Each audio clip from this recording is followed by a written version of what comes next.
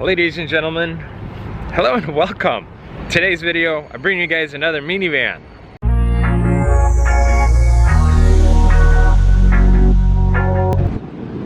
I believe this is a 2012 Volkswagen Rotan. And I don't think I paid a lot of money for it. And as you guys can see, the minivan is done already. So to be honest, I didn't really take a lot of videos with this minivan just because this was like almost an ideal type of purchase. It arrived, it had absolutely no issues. I took it through detail, I took it through emissions, and here it is. Like, it needed no work. I mean, it was already fairly clean. It just needed minor touch-up stuff, you know, where hands go and whatnot.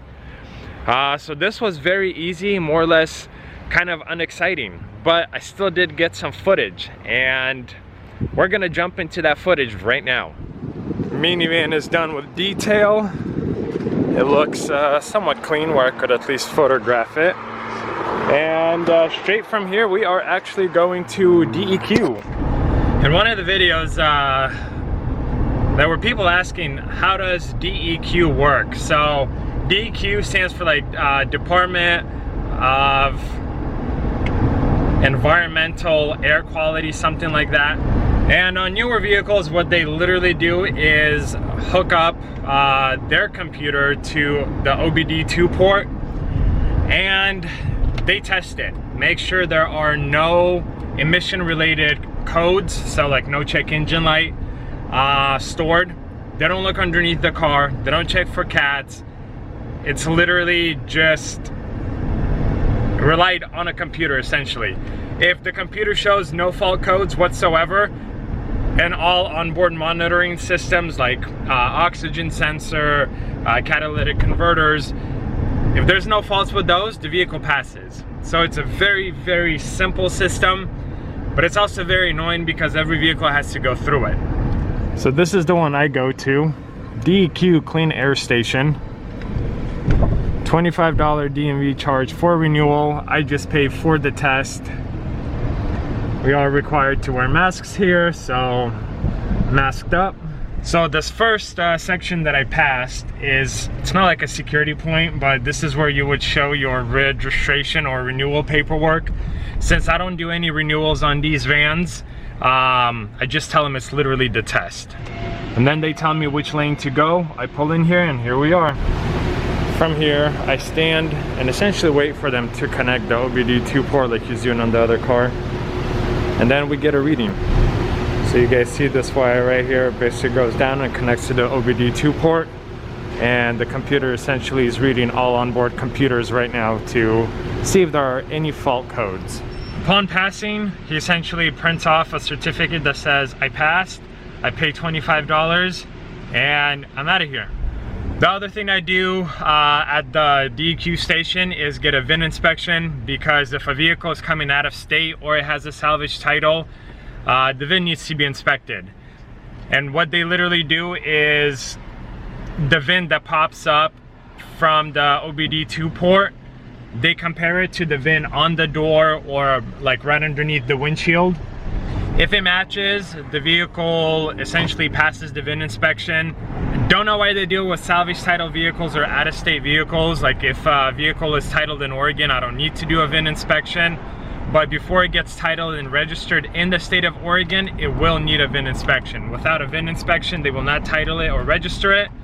And the reason why I do it myself instead of the customer is because if I finance a vehicle, then there's no way of me doing that VIN inspection if I no longer have the vehicle.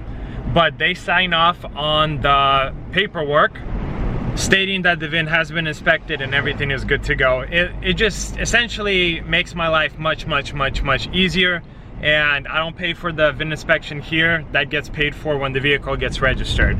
So if the vehicle goes to Washington, back to Washington, then it's nothing. But if I go through Oregon and the vehicle gets titled and registered in Oregon, then I pay $7 fee essentially, in addition to registration plates, tags, and everything else. In Washington, right across the bridge, I think 2 or 3 years ago, they got rid of the whole emissions testing system, because they said when they first implemented the system, vehicles weren't as clean as they are now.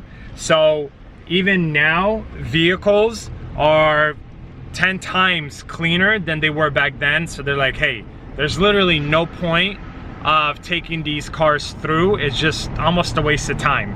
But I feel like for Oregon, it's such a cash cow. I mean, imagine $25 per car. Every vehicle has to go through, aside from heavy diesel pickup trucks and commercial rigs. But like minivans, you know, like diesel Jettas, diesel Passats, anything else diesel and gasoline engines need to go through it. There's multiple stations throughout the state of Oregon, and hundreds of thousands of vehicles that go through it every single year. So $25 a vehicle, it's a lot of money that the state of Oregon collects on emission testing. So I don't see them ever giving it up, but I personally think it's a waste of time. And I mean, like, vehicles are so much cleaner now than they were 20 years ago.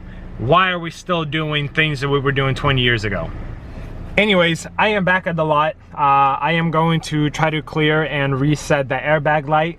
I was going to do it previously, but my scanner said it would reset all onboard computers, and I didn't want to reset all onboard computers because vehicle is ready to go through DEQ testing, and if I would have reset everything, then I would have needed to drive this car or van for 50, 60, 70 miles, and I don't want to do that. So I passed it, or took it through DEQ, it passed. I'm gonna reset the airbag light if I can. If not, then I'm still gonna list it for sale today.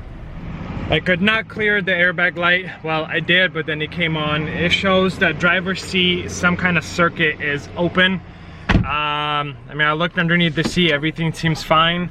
So I took a picture of the code. I'll have to do some research, because if it's something as simple as like literally some connection is not connected, 2 pins or whatnot, and it's throwing that code, then if I could plug it in together and then just reset it and sell it, of course that would be helpful. If not, then honestly, I'll just sell it as is. It's not a big deal. But the minivan is ready to be sold. It's been cleaned up, except outside. Things like this, you know. But I'll take it through the car wash tomorrow. Right now it's just super heavy traffic, and I'll probably waste 40 minutes taking it through the car wash when tomorrow I could do it in 15 minutes. So I'm photographing it, and it should be listed for sale today. Guys, this video has come to an end. Not much happened, which actually is a very good thing. You know, I bought the minivan sight unseen. I didn't pay a lot of money for it, so the potential for issues was there. But the minivan runs very well. I didn't notice any issues. It's been cleaned up. It passed emissions here locally. It's been photographed, and it has been listed for sale. So now all I have to do is wait for a buyer, sell it, take that money, and put it elsewhere. Thank you so much for watching. I appreciate your support. Please consider subscribing to the channel if you haven't already.